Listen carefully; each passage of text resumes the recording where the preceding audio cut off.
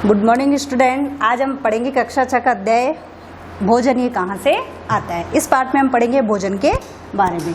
भोजन वो होता है जिसमें सारे पौष्टिक तत्व पाए जाते हैं। जो सजीव जो भोजन करते हैं वो भोजन से उनको क्या मिलता है कि जो भोजन करते हैं उससे एक तो शरीर को ऊर्जा प्राप्त होती है। उसी ऊर्जा से वो कार्य करने की जैसे क्षमता होती है, जैसे लिखने की, पढ़ने की, खेलने की, कूदने की, दौड़ने की। तो जो भोजन वो करते हैं वो जो जिसमें सारे पौष्टिक तत्व पाए जाते हैं, तो वो भोजन जिससे उन्हें ऊर्जा प्राप्त होती है और उसी भोजन से उनका शरीर का तापमान और शरीर का तापमान नियंत्रित रहता है और शरीर का वृद्धि और विकास होता है। तो इस सब लेसन में पढ़ेंगे भोजन के बारे में, और जो भोजन हम करते हैं वो भोजन हमें कहाँ से प्राप्त होता है। तो ये सारे अध्याय इसके बारे में अपन पढ़ेंगे। सबसे पहले हम देखते हैं कि जो भोजन है ये हमें किस भोजन हमें प्राप्ति के स्रोत क्या है, या भोजन हमें किन किन से प्राप्त होता है। तो सबसे पहले यह है कि भोजन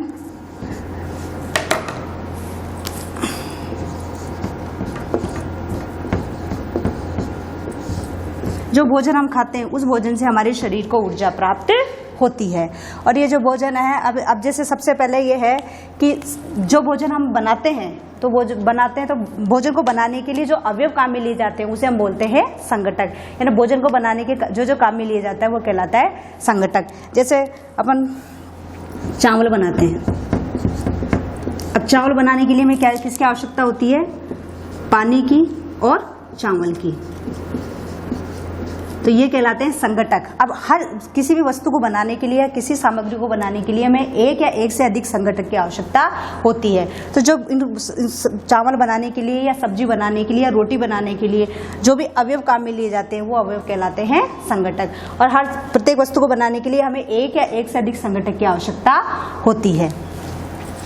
उसके बाद है जो भोजन, जैसे हम फल खाते हैं, सब्जियां खाते हैं या रोटी खाते हैं या कई दूध वगैरह पीते हैं, तो जो भोजन हमें प्राप्त होता है तो भोजन की प्राप्ति के स्रोत हैं। भोजन की प्राप्ति के दो स्रोत हैं। एक तो है पादप और दूसरा है जंतु।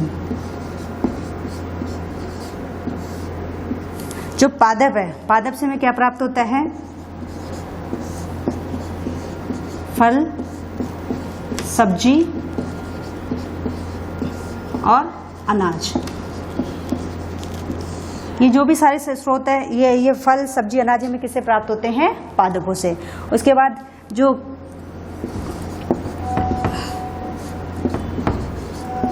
दूध, मांस, अंडा,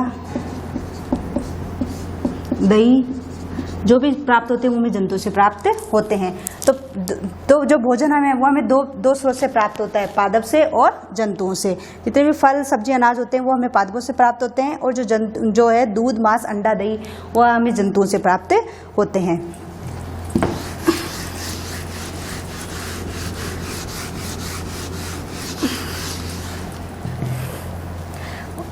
उसके बाद है इसके अलावा पादप के ऐसे कौन कौन से भाग होते हैं जो खाने के काम में आते हैं। जैसे पादप है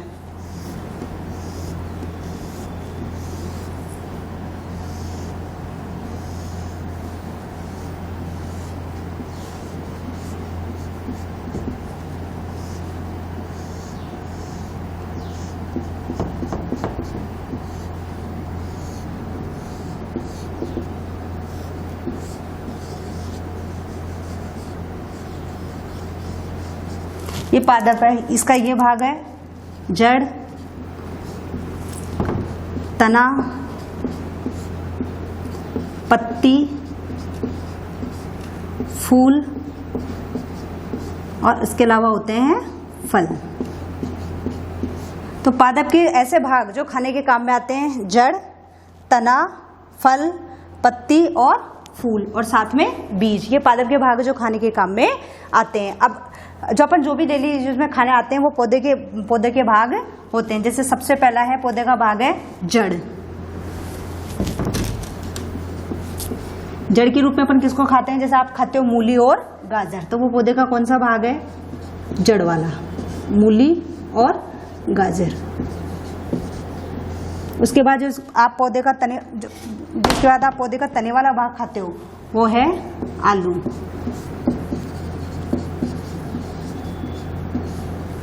उसके बाद जब अपन सर्दियों के समय अपन सब्जी बनाते हैं पालक की, मेथी की या धनिया काम में लेते हैं, वो पौधे का भाग है पत्ती वाला।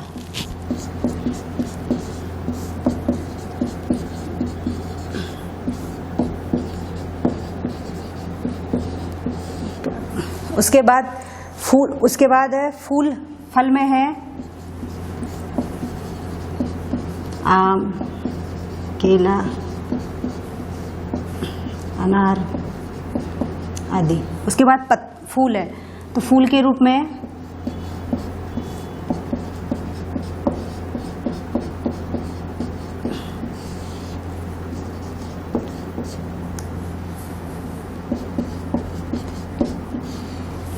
इसमें पौधे के प्रत्येक भाग को अपन किसी न किसी रूप में खाने के काम में लिया जाता है। जैसे सबसे पहला उसका भाग होता है जड़, जो जमीन के अंदर पाया जाता है। जमीन के ऊपर जो भाग होता है तना, तो जड़, जो भी आप मूली खाते हो, गाजर खाते हो, तो वो पौधे का कौन सा भाग है? जड़ वाला। उसके बाद आप जो आलू खाते हो वो पौधे का कौन सा भाग है? तने वाला। उसके बाद अपन पालक है, मेथी है, धनिया जो काम में लेते हैं वो पौधे का कौन सा भाग है? पत्ती वाला। आम, केला, अनार, संतरा वगैरह जो अपन खाते हैं वो पौधे का कौन सा भाग है? फल वाला। उसी प्रकार फूल में जो सीताफल का फूल होता है पौधा, उसके जो फूल होते हैं उसको चावल की पिट्टी में भिगोकर उसकी पकौड़ियाँ बनाई जाती है। तो ऐसा कहने का मतलब कि पौधे के प्रत्येक भाग को, एक या एक से अधिक भाग को हम खाने के काम में लिया जाता है। उसके अलावा भी और भी कई ऐसे भाग है जिनको अपन खाने में लेते हैं। जैसे सबसे पहले मूंग होते हैं, मूंग लो और उनको पानी के अंदर भिगो दो, रात भर पानी के अंदर भिगो के रखो, दूसरे दिन उसका पानी निकाल लो और फिर पानी को निकाल कर उसको कपड़े के अंदर डाल के रखो। तो हम देखते हैं कि दूसरे दिन जब हम देखते हैं तो उसमें एक सफेद सी संरचना हमें दिखाई देती है। तो उसमें क्या हो जाता है? अंकुरण हो जाता है। उसमें क्या पाया जाता है? एक अंकुरण पाया जाता है। उसके बाद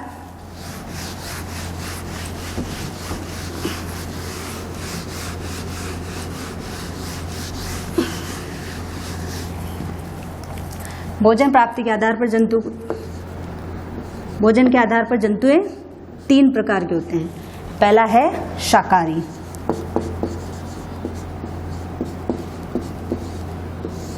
जैसे नाम से शाकाहारी यानी शाक आदि को भोजन के रूप में, शाकाहारी यानी शाक आदि को भोजन के रूप में ग्रहण करने वाले वो कहलाते हैं शाकाहारी। यह जो जंतु पेड़ पौधों से अपना भोजन प्राप्त करते हैं।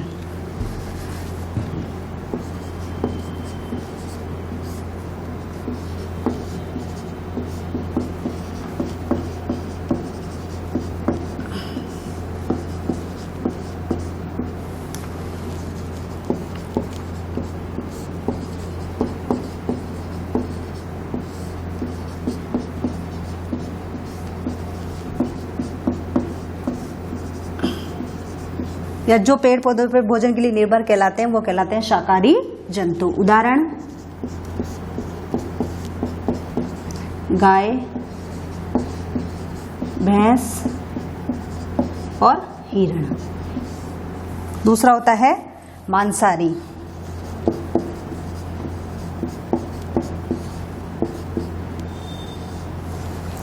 मांसाहारी यानी मांस को आहार के रूप में ग्रहण करने वाले जो जंतु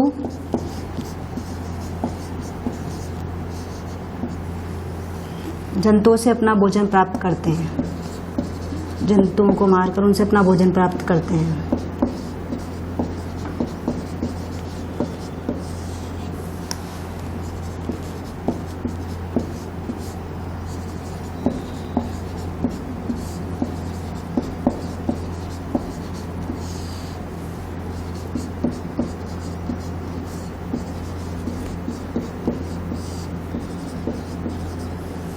जो जंतुओं को मारकर अपना भोजन प्राप्त करते हैं वो कहलाते हैं मांसाहारी।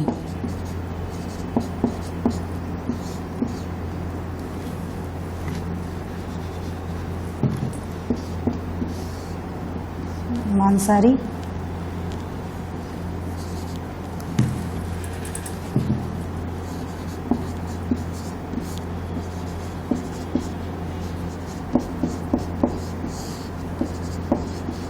उदाहरण शेर और चीता।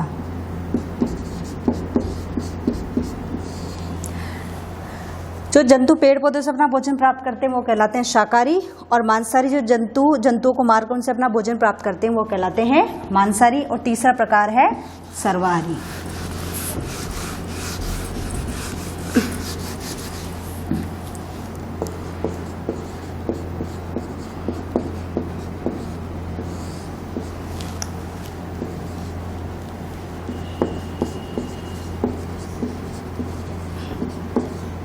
जो जंतुओं व पेड़ पौधों से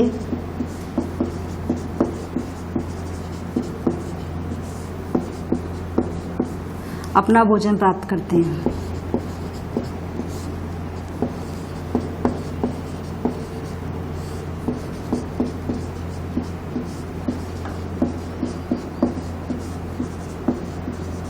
सर्वहारी जंतु कहलाते हैं।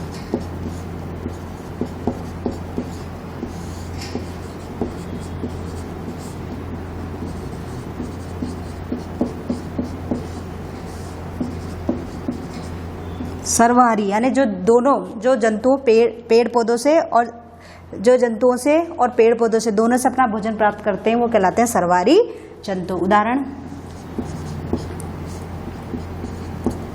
कौवा, मनुष्य और बिल्ली।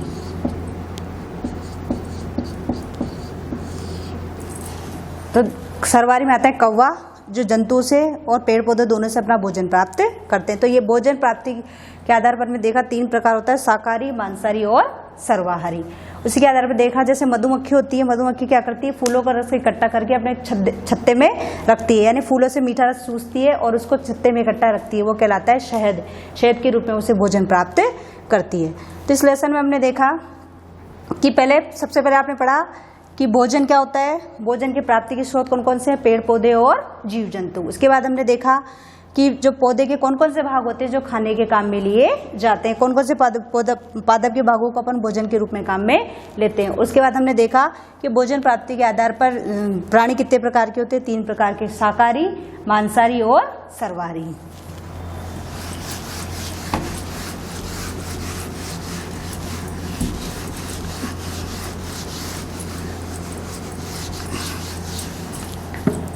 अब आपने समझा, अभी से इसका प्रश्न, ये जो प्रश्न है उसका जवाब आपको देना है। शाकाहारी, मांसाहारी व सर्वहारी जंतु किसे कहते हैं।